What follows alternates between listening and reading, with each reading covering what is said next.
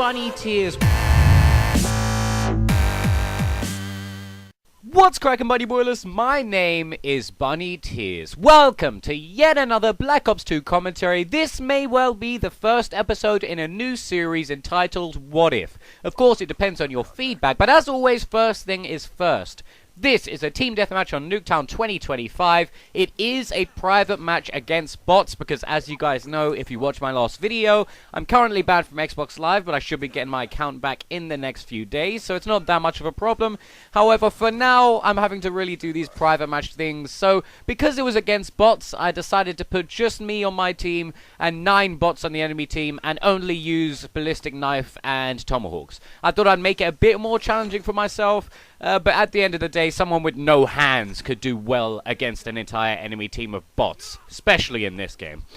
But onto this new potential series. I mean, you guys will have to let me know if you like this or not and like the general idea behind it, because there was a gap in my channel that needed to be filled, and I'll explain why it needed to be filled now. So, you guys all know about my mind-blowing facts series. Now, there's been at least 5 occasions where during a mind-blowing facts series, I've got on to talk about theories, just because the fact was relevant to the theory. However, sometimes I'm almost more interested in the theory behind it because it's out there. It's not proven. It's not you're not consciously even able to picture some of these things because they haven't even been proved as possible yet.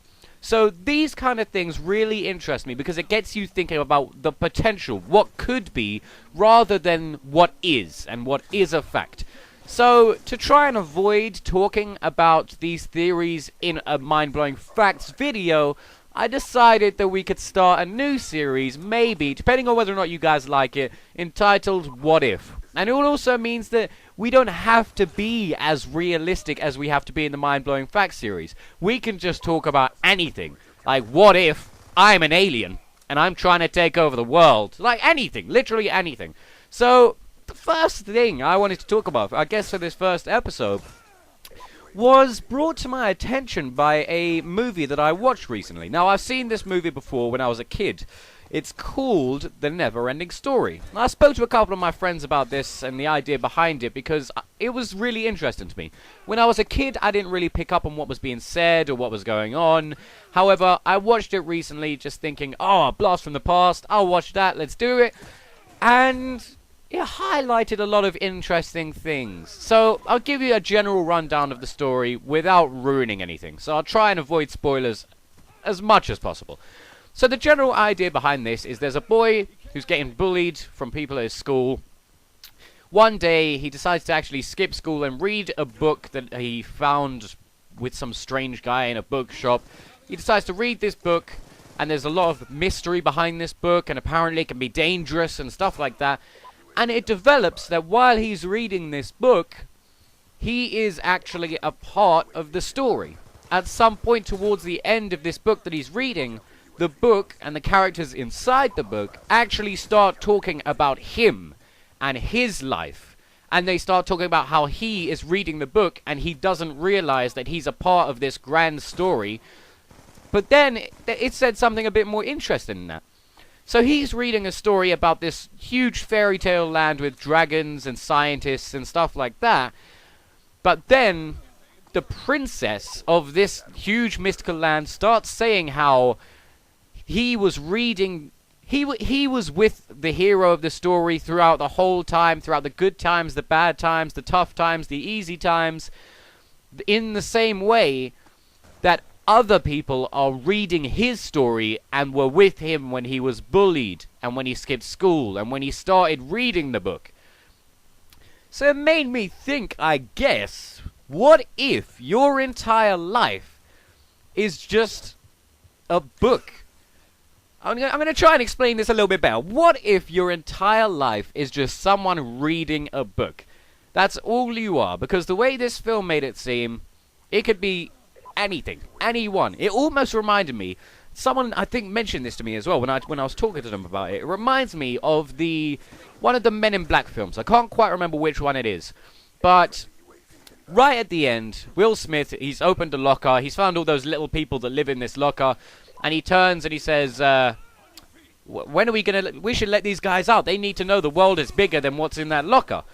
And his partner turns to him and says, you really know nothing about the universe. Opens a door, and it ends up our entire planet is also within a locker in a much larger world. It's kind of the same idea. Obviously, one's to do with books, one's to do with lockers, but it's the idea that, yes, you can read a book with a story in it, and it's a beautiful story in vivid detail. Who's to say you aren't a story? You aren't something that just gets read, and people read from beginning to end your entire life. At first, I just thought it was an interesting idea. It makes us kind of feel small, and it makes the potential of the entire world seem much bigger. However, there's also something quite beautiful behind this as well, if you think about it. Because let's say you're going through a tough time in your life, and you're finding it really hard to cope, and you have no idea which way to turn, and you don't know if you're going to make it through to the later stages of your life because so much bad shit is going on. If you think about your life being a book, you know there's people out there who have been through all the bad shit you went through, and they went through it with you, and they're rooting for you. They want you to make it through because you are the hero of your own story. So they want you to make it through. They want you to succeed, and they are there with you every step of the way. Now, when you think about it like that, you think, oh, shit. Okay. Now, yeah, it's not a fact, of course. I mean, chances are this isn't true, but prove it isn't true. Prove to me that isn't true. Because if you think about life in that way, you are never alone. You are never the underdog. You're always the hero of your story, and there are always people behind you wanting you to do well, even when it seems like you're all alone in your life. Not only that, but when you're trying to achieve something and trying to complete something very great, they are behind you, cheering every step of the way, and when you accomplish it, they go fucking mental. They are the happiest people in the world.